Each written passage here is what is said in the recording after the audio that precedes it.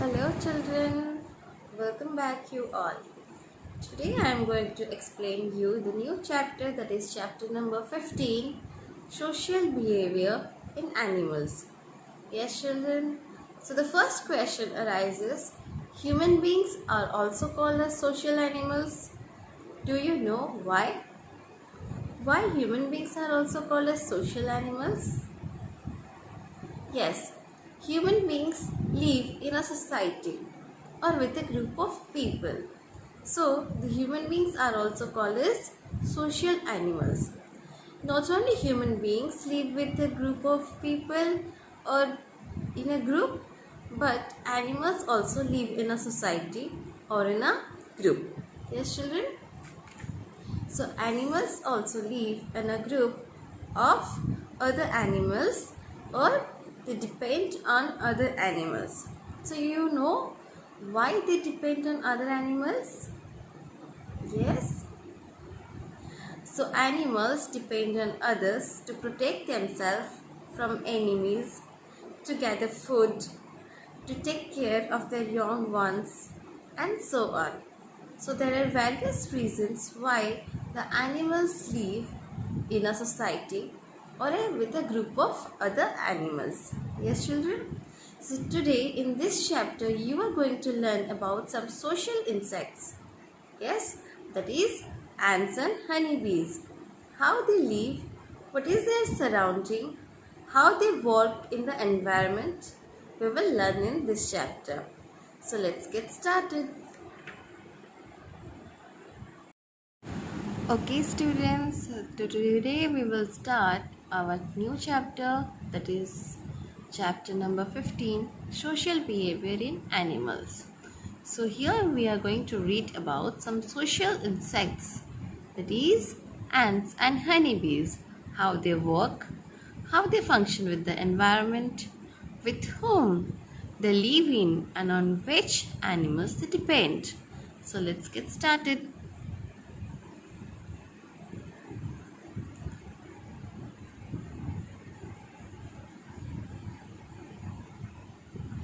So a community of social insects are called colony.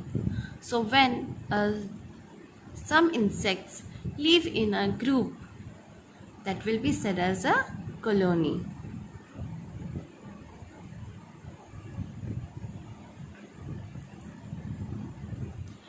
Now let's get started to know about ants.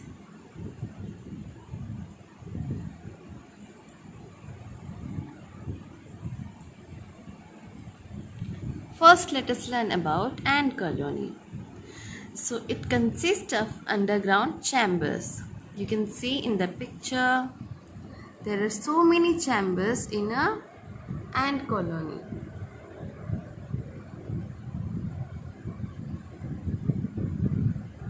These chambers are connected with each other through tunnels. Yes?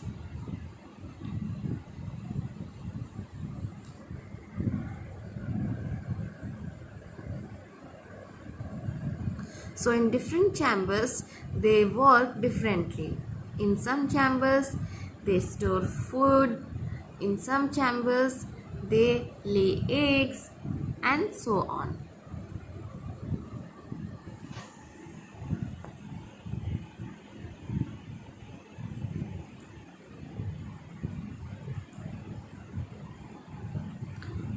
Next you will learn about ant hill. So what are ant hills? When the dirt piles up around the entrance of the colony to form ant hills. You must have seen these ant hills in so many places.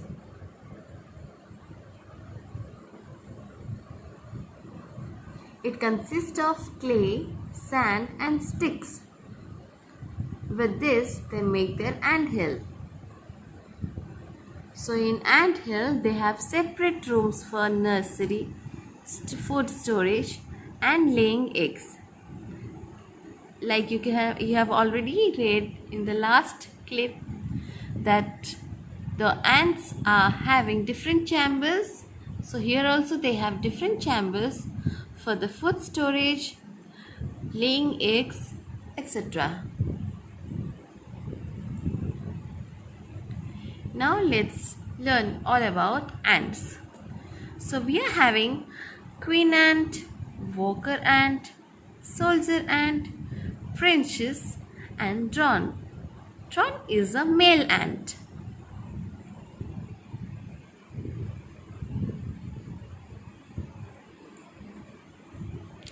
First let us learn about queen ant. Queen ants are the reproducing female ants in a colony. They lay eggs.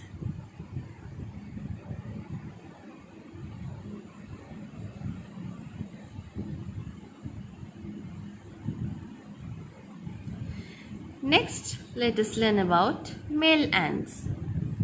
Male ants are also called as drones. They have wings and are much smaller than the females and have long antennae. You can see in the front, over their head, they have long antennae. See the picture?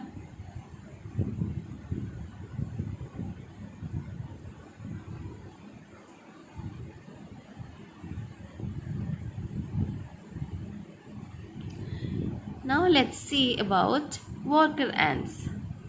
Worker ants build and repair the colony. They find and collect food and look after the queen and the young ants. So we can say that they are the working ant in the colony.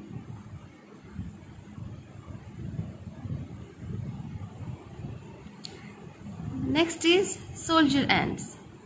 Soldier ants protect the colony from unwanted visitors. They are also called as army ants. So these ants are always ready to protect the colony from any type of unwanted things which bring destruction to their colony or any harm to their colony. Now let's see how ants communicate. Yes, children, human beings, you know how human beings communicate? Yes, we communicate through sound and sign, symbols. But how these ants communicate? Let's see. So ants communicate with each other through a chemical. When a worker finds a source of food, they leave the trail of chemical while returning. So the other worker ants smell this trail and follow the path.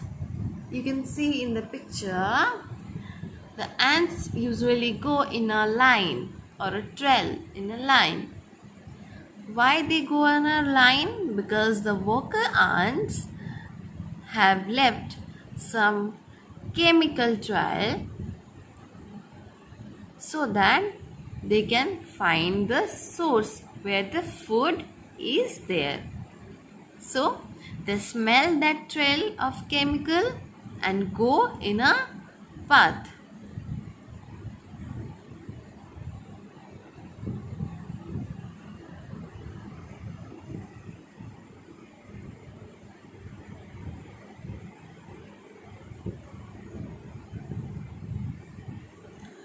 Now let us learn about honeybees.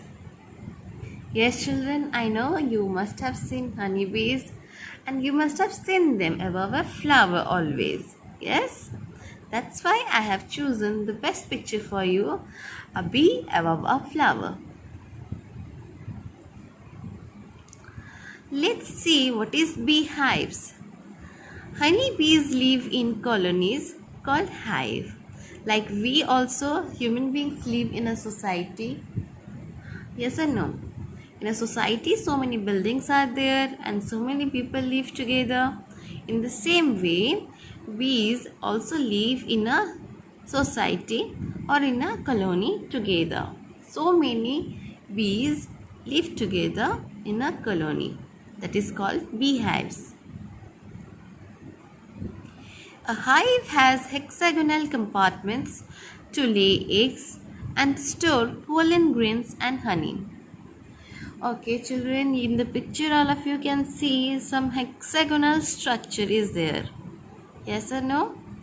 So every hive is made up in this hexagonal structure, and the bees lay eggs and store pollen grains and honey in these structures or compartments, you can say.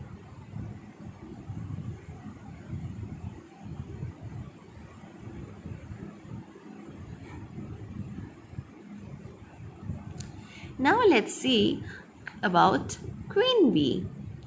A beehive has a single queen bee.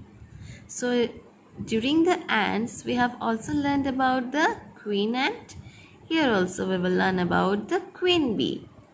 Its main job is to lay eggs. So the work done by the queen bee is to lay eggs. Next is male bees. Here also the male bees are called as drones. They help the queen bee to reproduce.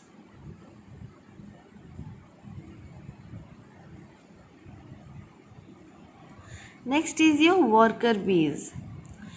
What is the work of worker bees? They collect nectar and feed and take care of young ones. They build, clean and guard the hive.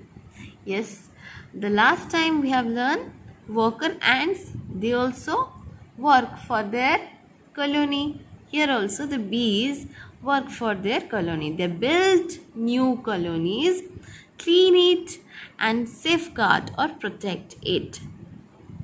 Along with that, it collects nectar from the flowers and take care of the young ones.